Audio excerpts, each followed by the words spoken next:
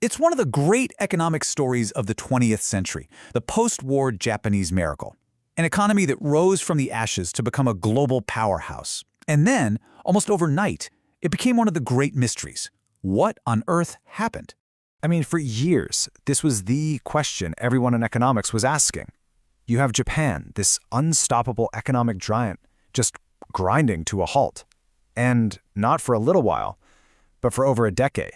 And get this, it wasn't just folks on the outside scratching their heads. Even leaders inside Japan, like the former governor of Tokyo, were publicly saying, "We are completely baffled." They seem to have no idea why this was happening.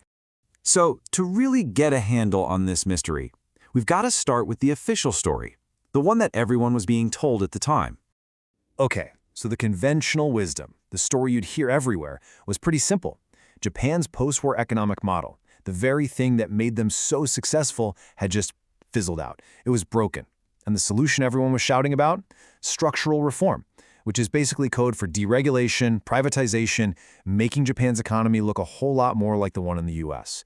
But what if that whole story wasn't quite right? This is where the book Princes of the Yen comes in. It pulls back the curtain and points a finger at one incredibly powerful, unelected group, the Bank of Japan. And this right here is where things get really interesting. On one hand, you have the Bank of Japan telling everyone, hey, we're doing everything we can. We've lowered interest rates to zero. But then the book's author, Richard Werner, takes a deep dive into the data and says, nope, that's just not true. Yeah, and this is why people say reading this book is like a thriller. It's not some dry economic textbook. As this reviewer says, the author is seeing through all the smokescreens and piecing together the facts, step by step, to uncover what was really going on.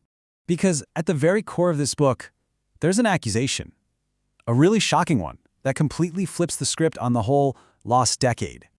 See, the story we're always told is that it was a mistake, an accident, a policy failure. But what if it wasn't any of those things? The answer the book gives, well, it's simple, and it's chilling. That's right. The book's central explosive argument is that Japan's massive, decade-long recession was engineered on purpose. Now, I know what you're thinking. That is a huge claim, but it's backed up by some pretty incredible evidence, including this absolute bombshell from an insider at the Bank of Japan. He essentially told the author, look, of course we could have fixed it. We could have printed more money and gotten a recovery. But if we did that, nothing would change. They didn't want a recovery because it would get in the way of the structural problems they wanted to solve.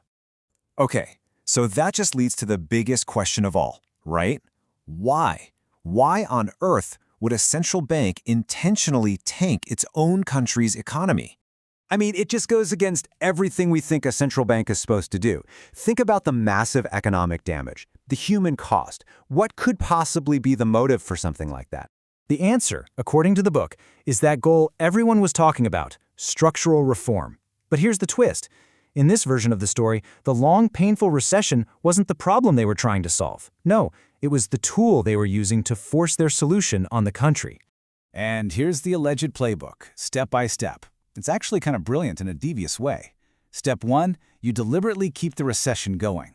Step 2, this creates a massive national crisis. People lose all faith in the old way of doing things. Step 3, you use that crisis you helped create as the perfect excuse to push through all the radical reforms you wanted in the first place. Deregulation, privatization, the whole shebang. And finally, step 4, you've completely remade the country's economy into the US-style model you were after all along. And this newspaper review really nails it. It describes the book as uncovering a clandestine battle, a secret war, fought by these elites inside the central bank, the so-called Princes of the Yen, to tear down the old system and build a new one in its place.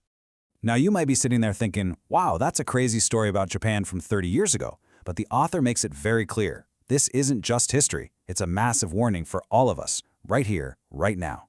Because the book argues that what happened in Japan wasn't some one-off event. It's a perfect case study of what can happen when you have unchecked, unaccountable power in the hands of central bankers anywhere in the world. And these are the big warnings the book leaves us with. First, that central banks actually have incentives to create these boom and bust cycles. Why? Because every crisis is an opportunity for them to grab more power and more influence. The author argues you can see similar patterns with the European Central Bank and, yes, the Federal Reserve in the US. And the ultimate conclusion is that this centralization of power over money, it's one of the most sinister and dangerous trends of our time. So after all of this, after this whole gripping investigation, the book leaves us with one single fundamental question. A question that's maybe more important today than it's ever been.